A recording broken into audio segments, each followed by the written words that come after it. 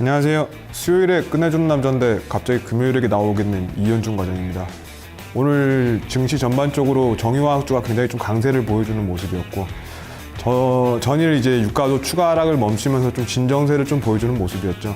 저희가 오늘 이 시간에는 유가 전반에 대해서 한번 살펴보고 그리고 향후에 정유화학주에 대해서도 한번 달아보는 시간을 좀 가져보도록 하겠습니다.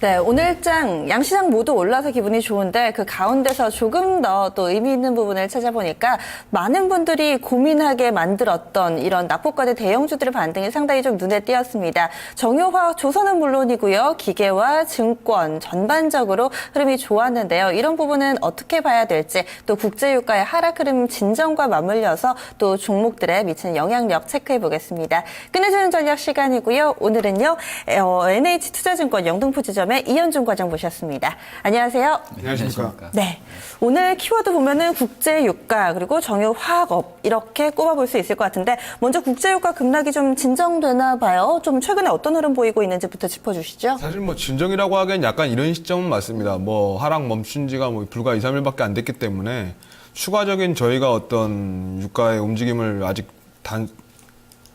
뭐라고 합니까? 속단이라고 해야 되나요? 뭐 그렇게 하긴 좀 이른다고 좀 봐야겠습니다만은 한 가지 분명한 거는 지금 뭐 유가가 저평가돼 있다. 원유 자체 투자가 긍정적일 수 있다. 장기적으로 이 부분에 대한 어떤 전망이 확산이 되고 있습니다.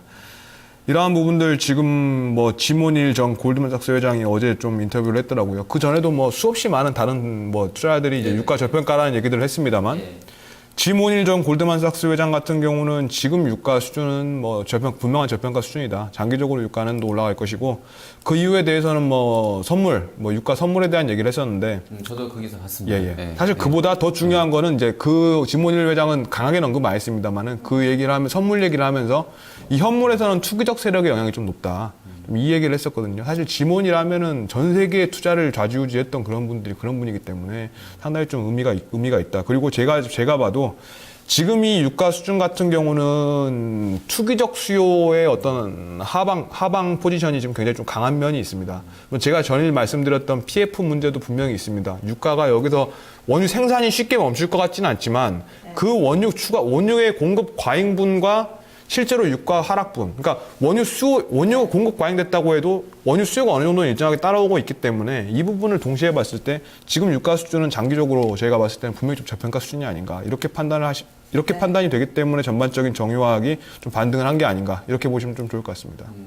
그 지모닐 회장이 뭐 지금은 어디서 뭐 하고 계신지 모르겠는데 기자들이 대단한 게 어떻게 찾아내가지고 또 그 인터뷰를 땄나 몰라요. 하여튼 대단한 사람이 이제 입지전적인 인물인데. 성공도 했고요. 어떤 그런 분들이 이제 소로스 회장도 가끔 나오고 그러잖아요. 근데 이제 일단 인터뷰를 해서 5년짜리 선물을 자기는 인덱스로 봤는데 그게 이제 올라가고 있는 것이 80인가요? 7, 80인가에서 놀고 있다고 했던 것 같은데 어쨌든 좋기 때문에 이제 연말에는 상당히 높은 수준까지 가 있을 것이라고 했던 기억이 저도 나는데 그렇게 되면 일단 뭐 지금 40달러 후반인데 요 정도면 이제 단기의 바닥이다라고 좀 어렴풋하게라도 좀 추측해 볼 수 있지 않을까요? 어떻게 보세요? 그런 부분들은. 더 밑으로 확 빠질까요? 지금은 심리가 지배하는 시장이기 때문에 특히 원유 시장 같은 경우는 심리적인 요소가 굉장히 크게 지배하고 있기 때문에 사실 단기적으로 뭐 예측하기는 좀 어려운 것 같습니다. 공급 과잉은 분명한 거고 공급이 실제로 더 늘어난 것도 사실입니다. 그때 말씀드렸지만 최악의 시나리오인 게 돈이 없기 때문에 더 뽑아내서 파는 거예요. 네. 예, 이해하시죠? 러시아는 지금 재정 부족, 뭐 이란도 베네수엘라도 마찬가지로 재정이 너무 부족한데 유가가 빠졌다고 해서 그 감내하는 게 아니라 더 캐서 더 많이 팔아버리면 어찌됐든 돈은 더 들어오는 거니까 이제 그런 상황이기 때문에 사실 쉽진 않다. 그 부분을 예측하기는 쉽진 않지만 지금 투기적 세력의 영향도 높은 것도 사실이기 때문에 이러한 부분들이 어느 정도 포지션이 전환이 되면은 조금 제가 봤을 때는 뭐 지금부터는 좀 장기적인 안목으로 원유를 투자해보는 것도 좋다고 판단을 하고 있습니다. 네, 지금 묶어서 정유화학 쪽에 강세를 좀 이야기해 주셨는데 사실은 이 부분뿐만 아니라 그동안에 많이 소외됐던 업종군들 오늘 좀 강세 흐름을 나타냈어요. 좀 금융 쪽도 그렇고 지금 뭐 말씀해 주신 화학주 LG화학, S-오일 강했고요. 또 조선주 가운데 삼성중공업 4% 올랐고 철강주들도 오늘 좀 돋보였거든요. 이렇게 낙폭과대 대형주들이 동반해서 강세 흐름을 나타내는데 지금 국제유가 외에도 이렇게 동반해서 오르는 원인들이 좀 있을 것 같거든요. 첫 번째는 낙폭 과대죠. 그리고 두 번째가 전 국제 유가 같은데 왜냐면은 투자 심리를 얼어붙게 만들어 버렸기 때문에 이 유가 하락에 대한 요인이 단순히 유가 하락 그리고 유가에 직결되는 어떤 종목만으로 끝나는 게 아니라 유가 하락을 바탕으로 해서 이어질 뭐 모라토리움 리스크라든지 이러한 부분들이 진정이 되는 국면이기 때문에 전반적인 어떤 투심이 되살아나는 국면이다. 조금 이렇게 보시는 것도 맞는 것 같습니다. 결국은 낙폭과대 경기 민감주라는 거는 전반적으로 지금 좀 테두리가 크기 때문에 이 전반은 결국은 유가에 대한 어떤 움직임이라고 좀 보시는 게 맞는 것 같습니다. 아니면은 이건 어떨까요? 지금 오는 22일에 22 쪽에서의 뭐 지금 양적 완화와 관련된 얘기도 자꾸 나오고 있고 그리고 또 삼성전자 쪽 실적 발표를 시작으로 IT 쪽에서도 실적에 대한 먹구름이 좀 사라졌잖아요. 이런 부분이 좀 낙폭과대 대형주로 확산된다. 그래서 투자 심리가 좋아진다. 이렇게 해석을 해보는 건 어떨까요? 저는 그것도 아전인수라고 보는 게 삼성전자 실적이 여태까지 정유화학 철강이랑 비슷하게 간 적 한 번도 없거든요. 그거는 삼성전자 실적이 좋게 나왔다고 정유화학 철강 실적이 좋을 것 같다고 얘기하는 건 말이 안 되잖아요, 사실. 근데 신문기사는 또 그렇게 나갑니다. 뭐 하여튼 원래 그런 거니까 그러려니 하는데. 그리고 그 다음 게 뭐였죠? 네, 그리고 22 쪽, 유럽 쪽에서의 양적 완화. 그거는 그나마 조금 낫겠네요. 왜냐면은 22 같은 경우는 뭐 그게 뭐 돈을 더 풀게 되고 하게 되면은 전반적인 어떤 중국이라든지 뭐 22 내에서 그렇다고 해서 돈이 얼마나 풀릴지는 또 그때 가봐야 알겠지만 1조 유로. 22가 돈을 풀어도 네. 실제로 설비 투자가 얼마나 이어질지는 또 그때 가서 지켜봐야겠지만 일단 돈을 푸는 것 자체가 투심에는 분명히 좀 좋아질 수 있는 영향은 있죠. 그러니까 제가 봐도 제 생각에도 어제 달러랑 WTI 같이 올랐잖아요. 그러니까 이제 예전 같으면 조금 다르게 갔었던 상황인데 그렇죠. 같이 올랐다는 거는 아무래도 이제 ECB가 돈을 풀게 되면 달러는 강할 거고 WTI도 아마 이제 옛날에 EUR, US 달러랑 이제 유가랑 같이 움직였던 궤적이 있기 때문에 이쪽으로 돈이 좀 갈 수 있겠다라는 생각들을 했던 것 같아요. 제 판단에도. 그래서 움직임이 아마 ECB가 실제로 이제 아까 연구원도 뭐 14일 날 유럽 사법재판소 그거 해봐야 된다고 하는데 거기서 만약에 오케이만 하면 이제 22일 날 실제로 풀고 안 해도 한 3월 달 정도는 푼다고 하니까 이제 그런 심리가 좀 반영됐지 않을까 싶어요. 그쪽 섹터도. 네. 지금 그 실적에 대해서는 아전인수격이 태석이다 뭐 이렇게 얘기를 해주셨는데 레포트를 좀 보니까 대한유화도 실적이 생각보다 좋을 것 같다 그래서 오늘 9% 오르고 그다음에 지금 현대제철 쪽에서도 실적 좋을 것 같다 해서 4% 오르고 그리고 중간중간에 좀 모멘텀이 부각되는 종목들이 있는 것 같은데요. 지금 종목이 상당히 많기 때문에 그중에서 옥석 가리기를 해야 될 것 같아요. 오늘 오른 낙폭과대 대형주 가운데 좀 시세 연속성이 나올 만한 종목들은 어떤 게 있을까요? 유가 관련해서 종목들 좀 보시는 게 좀 나쁘진 않아 보입니다. 중기적으로. 다만 단기적으로는 여러분들 지금 유가에 대해서 투자, 배팅하는 거는 자제해 주시는 게 맞는 게 변동성이 너무 크기 때문에 좀 장기적인 관점으로 지금부터는 뭐 정유화학 조선 다시 한번 좀 봐도 되는 시점이다. 다만 뭐 현대중공업 같은 경우는 이번에 좀 파업이 좀 길어지고 있고 좀 안타깝죠. 금호타이어도 마찬가지로 이번에 또 갑자기 또 파업을 해요. 네. 그래서 좀 이러한 부분들, 개별 종목들은 이런 부분들은 사실 저희가 변수에서 좀 제외를 해야 되는 돌발 변수이기 때문에 이러한 개별 종목들은 좀 제외를 하고 전반적으로 이제 유가 하락에 대한 어떤 피해주들을 다시 한번 좀 베팅해 볼 수 있는 기회가 오지 않았느냐. 다만 좀 약간 시간은 중기적으로 갖자. 단기 변동성은 감내를 해야 된다. 좀 이렇게 보시는 게 좋아 보입니다. 저도 어제 지몬일 회장 기사를 읽고 나서 약간 저도 좀 팔랑귀예요.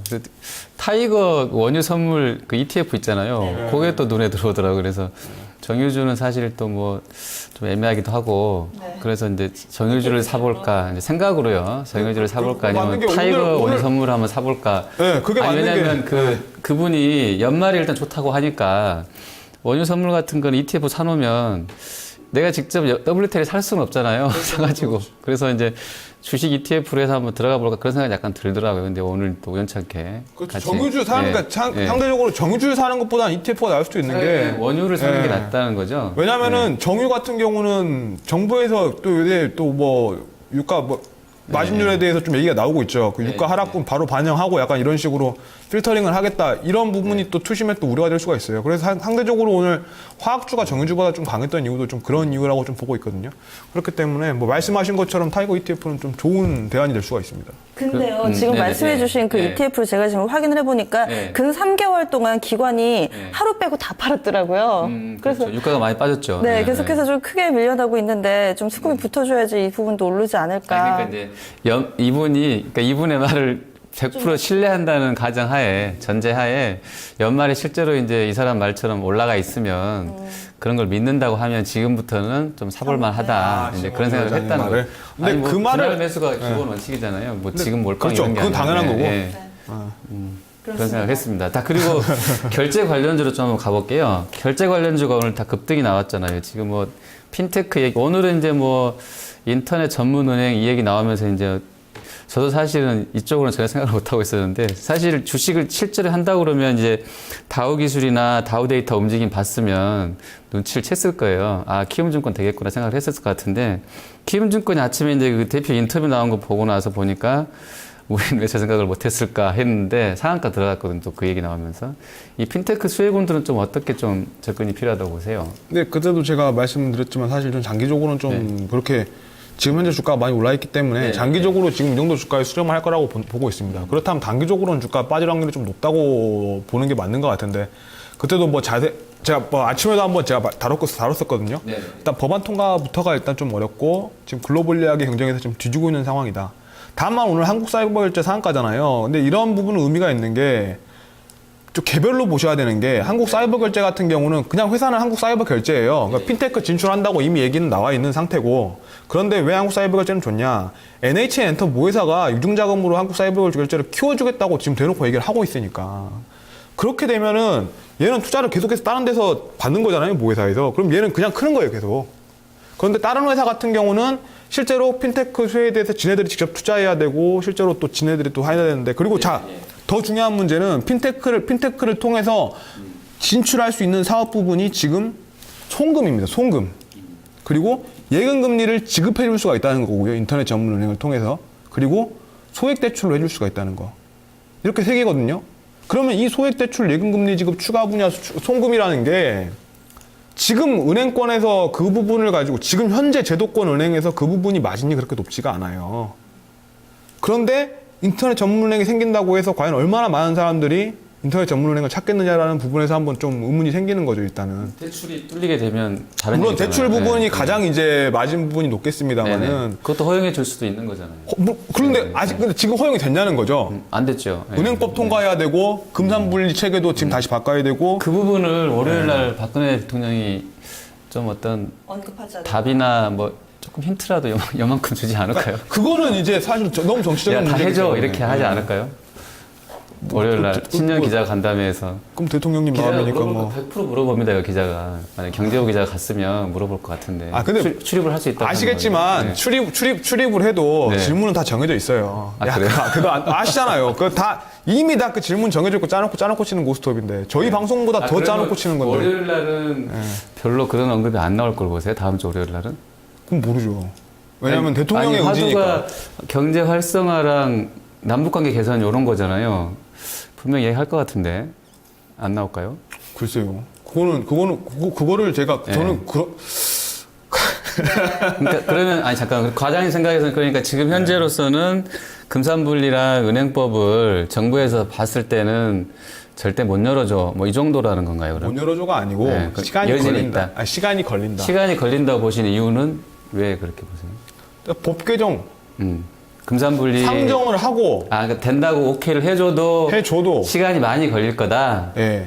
그렇게 보시는 거죠. 그렇기 때문에 네. 지금 주가 단기적으로 올라가지만 실적 발표할 때쯤 되면 와장창 이렇게 될 확률이 높습니다. 네. 네. 우선은 오늘 최근과 같은 이런 강한 탄력을 기대하기는 좀 힘들다라고 보시는 것 같고요. 그리고 그럼 종목 가운데서 한국 사이버 결제에 대해서 좀 긍정적으로 보시는 것 같고 혹시 그 밖의 종목군들 중에서는 좀 눈에 들어오시는 종목이 있으세요? 핀테크를요? 핀테크 관련주에서는 저는 핀테크는 모르겠어요. 아, 제가 예전에 네. 저희가 중국주 한번 저희 이 시간에 한번 다뤘었잖아요. 네. 중국주 이거 절대로 테마주 접근으로 접근하고 이 중국 이거 실제로 수혜받는 거 없다. 테마주 관점을 접근. 지금 중국주 어떻게 됐습니까? 한번 지금 확인해 보세요. 지금 띄워놓으셨죠? 그러면은 사이버 결제 정도만이 실제로 이제 좀 영향이 있을 것 같고, 은행주는 이건 가능하겠죠. 결제주의 리레이팅. 그러니까 예. 이니시스나 모빌리언스가 원래 퍼 15배 받던 애들이 20배까지 뭐 조금 더 받을 수는 있겠죠. 그러니까 전체적인 어떤 레벨업은 가능하고 주가도 추가적으로 상승은 가능하나 지금은 약간 오버슈팅 국면이다. 중기적으로 봤을 때. 저의 의견은 이런 거고 이 과정에서 나중에 좀 많이 눌리면은 또 모르겠지만은 그 부분을 지금 너무 지금은 좀 기대감이 큰 과장님 얘기는 전반적으로 다 관련된 그 핀테크 테마주들이 좀 많이 올라있기 때문에 좀 빠질 때 사보자 이런 말씀이시죠? 테마주 접근으로 좀 보시는 게 맞고요. 네네. 그 다음에 법안이 실체화되고 실제적으로 어느 정도 인터넷 전문은행이 마진을 가져갈 수 있을지에 대해서 좀 확인을 하면서 사실 이제 너무 뻔한 말이지만 근데 이게 안전하게 투자하는 거거든요. 네. 네, 이게. 먼저 좀 확인이 필요하다. 네, 네. 그리고 만약에 그게 되면 이것도 좀 뻔한 얘기가 될 텐데 카드사하고 은행주는 좀 안 좋겠죠? 아무래도. 장기적으로는 네. 뭐 부정적인 게 맞습니다만 네, 네. 과연 인터넷 전문은행이 들어와서 과연 얼마나 어떤 포션을 얼마나 가져갈지에 대해서 지금 가뜩이나 보안 문제 지금 난리도 아니지 않습니까? 그렇죠. 예. 지금 제도권 은행들 직접 가서 하는 것도 지금 난리인데 제가 봤을 때는 인터넷 전문은행 정착되려면 최소한도 네. 수년 걸릴 거다. 수년 이상 걸려야지 좀 제도권 은행에 위협을 주지. 근데 하여튼 장기적인 어떤 성장성은 제도권 은행이 좀 낮아진다고 좀 보는 건 맞는 것 같습니다. 네, 그러면 오늘 시장 얘기 여기서 좀 마무리를 해보고요. 이제 다음 주 월요일 장 네네. 전망을 좀 해볼게요.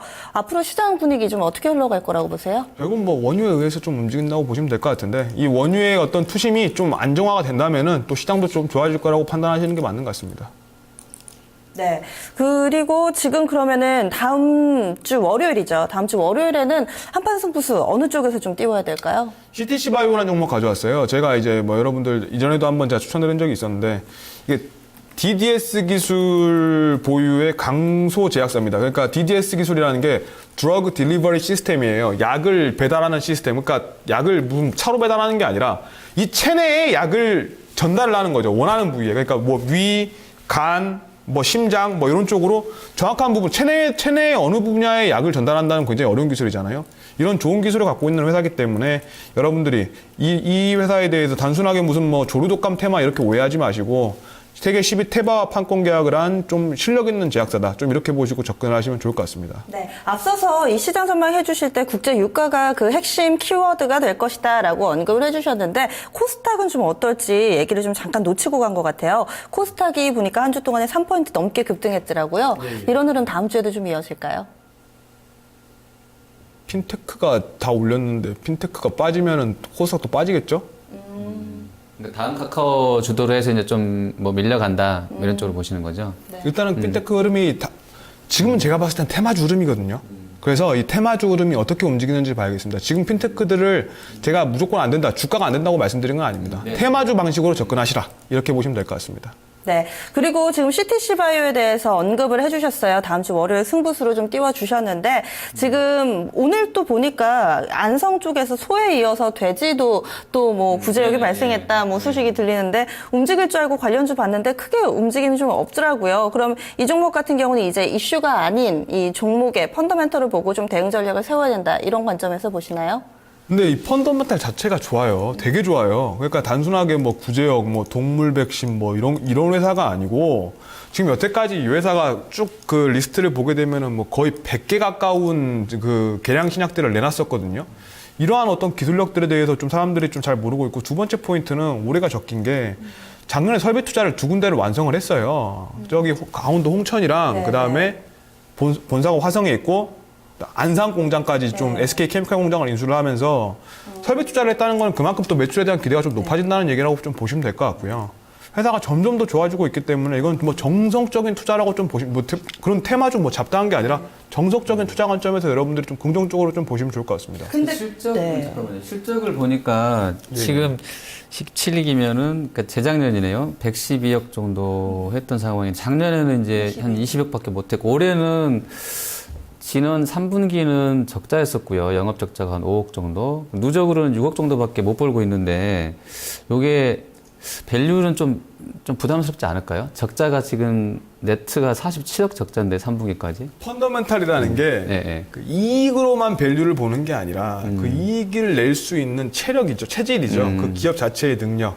그 부분을 보는 거지. 그 단순하게 이익성이라는 건 왔다 갔다 하는 거니까. 그러면 3분기 누적으로 저렇게 적자가 난 이유는 혹시 잘 되고 있었는데 왜 저렇게 적자가 났을까요? 아는 사람은 이제 다 너무 저희가 이제 모르니까. 너무 네. 투자들 웬만한 투자들 좀 다 아는 사실인데 네네. 이 회사가 글로벌 제약사인 릴리하고 장기간의 공급 계약을 좀 진행을 해왔어요. 그 부분 의약품 관련해서요? 아니죠, 인체의약품이죠. 그러니까 저희가 남성에 관한 그 힘 좋아지는 약 그거를 네네, 갖다가 예. 장기적으로 그 릴리와 공급 계약을 추진을 해왔습니다. 릴리가 네. 원래 그 시알리스 판권 보유하고 있는 오리지널 회사고 네네. 그게 이제 세계 2위잖아요. 비아그라하고 시알리스. 그 시장이 어마어마한 시장인데 그 부분에 대해서 이제 만약에 이제 진출을 하게 되면은 전 세계 시알리스를 이제 CTC 바이오가 만들게 되면서 그 매출을 봤을 때 이제 CTC 바이오가 엄청나게 성장할 수 있다. 그래서 주가가 예전에 3만 얼마까지 가고 국민연금이 6%까지 지분 신고를 한 기술력을 가지고 있는 회사인데 그 부분이 계속해서 시알리스를 릴리하고 판권 계약을 하는 과정에서 좀 틀어진 거죠. 근데 그걸 못하게 됐나요? 아니 이미 약은 다 만들어 놓고 저도 약 몇 개 받았어요. 그거 예. 샘플로 해가지고 그런데 그 릴리가 예. 판권 계약을 허가를 안 해줬기 때문에 그걸 돌려서 지금 다른 허가를 받고 있는 거죠. 근데 그 과정에서 집중을 했기 때문에 걔네한테 다른 영업 활동을 못 한 겁니다. 그렇기 때문에 실적이 안 좋아진 거지. 본업 약을 자체라든지. 만들어 놓고 못 파게 됐다는 게 직관적으로 이해가 안 왜냐면은 되는데. 약은 이미 다 만들어줘서 걔네들이랑 언제 오케이가 됐는데 네네, 예. 딜을 릴리가 계속 처음에는 마진 얼마 주겠다고 하고서 예. 그 다음에 좀 생각해보니까 요새 사정이 안 좋아. 마진 좀 깎자. 그러니까 그거 바꿔서 또 들고 오니까 마진 좀 깎자. 이렇게 돼버린 거예요. 그러니까 CTC 바이오 입장에서 릴리한테 당한 거죠. 너랑 못 하겠다라고 이렇게 된 CTC 건가요? 바이오가 나중에 그래서 테바랑 이제 오케이를 했어요. 테바랑. 테바사랑. 테바가 이제 글로벌 10위고 유한양행이 대한민국 1위잖아요. 1조 매출했다고 엊그저께 막 신문기사 대문짝만하게 났는데 네네. 유한양행은 세계 100위 안에도 못 드는 회사고 테바는 세계 10위 회사입니다. 그러니까 우리나라에서 중소형 제약사가 유한양행이랑 계약 맺었다 그러면 막 상한가하고 그러잖아요. 세계 10위 회사랑 계약을 맺었는데 주가는 뭐 크게 오른 건 없으니까 이 부분 한번 그 재료 때문에 그 약간 강장제 아니 뭐 성기능 뭐 이런 거랑 관련 있나요? 시알리스 재료가? 비아그라. 예. 네, 그겁니다. 그럼 그 재료 때문에 이제 지금 저평가되어 있는 국면이 훨씬 더 이제 릴레이팅 될 수 있다라고 보시는 건가요, 그러면? 그게 이제 해소가 되는 원년이 올해가 되지 않느냐라고 저는 보고 있습니다. 그래서 네, 알겠습니다. 네, 알겠습니다. 그러면 다음 주 월요일에 CTC 바이오 좀 장기적인 관점에서 얘기를 해주신 것 같은데요. 눈여겨보겠습니다. 오늘 끝내는 전략 여기서 마무리할게요. 고맙습니다. 네, 감사합니다.